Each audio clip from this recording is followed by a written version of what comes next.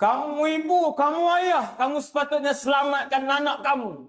Bukan kamu yang rakam, kamu yang upload. Seronok bangga dengan keadaan anak kamu separuh bogel. Kamera mahal yang kita ada akan rosak. Kereta kita yang harga 1 juta akan rosak. Rumah kita yang kita buat 2-3 juta akan hancur binasa. Yang kita bawa untuk dinilai sendiri oleh Allah, bukan oleh para malaikat. Allah sendiri yang akan nilai berapa banyak ibadat dan kebaikan yang kita buat di atas bumi yang sementara ini. Allah sendiri yang akan timbang.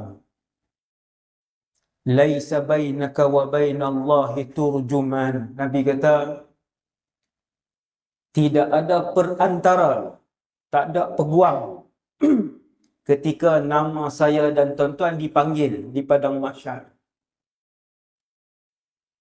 Nama yang ada dalam IC hari ini, yang diguna pakai di dunia ni, nama itulah yang akan dipanggil di mahsyar.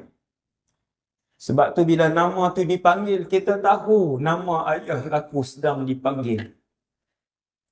Dan sekejap lagi aku akan tuntut daripada ayahku. Dulu dia tidak pernah mengajar aku ilmu untuk kenal Allah.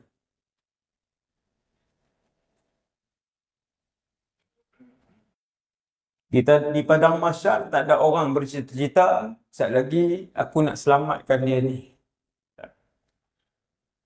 Di padang mahsyar semua anak bercita-cita, semua isteri bercita-cita, semua ayah bercita-cita, semua jiran bercita-cita, semua kawan bercita-cita untuk tuntut hutang dengan orang yang sedang ditimbang.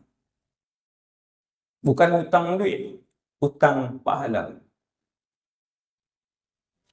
Dulu dia aniaya saya. Dulu dia ambil hak saya. Dulu dia tidak pernah tegur kesalahan yang saya buat. Saya buat salah banyak, wahai Allah. Saya anak dia. Saya berjoget separuh bogel. Ribuan orang tengok. Dia yang galakkan, wahai Allah. Dia mak saya. Ada tak hari ini? Ada. Mak sendiri yang galakkan. Kamu ibu, kamu ayah, kamu sepatutnya selamatkan anak kamu. Bukan kamu yang rakam, kamu yang upload. Seronok bangga dengan keadaan anak kamu separuh bogel. Mak apa ni? Ayah apa ni? Hasbunallah wa ni'mal wakil.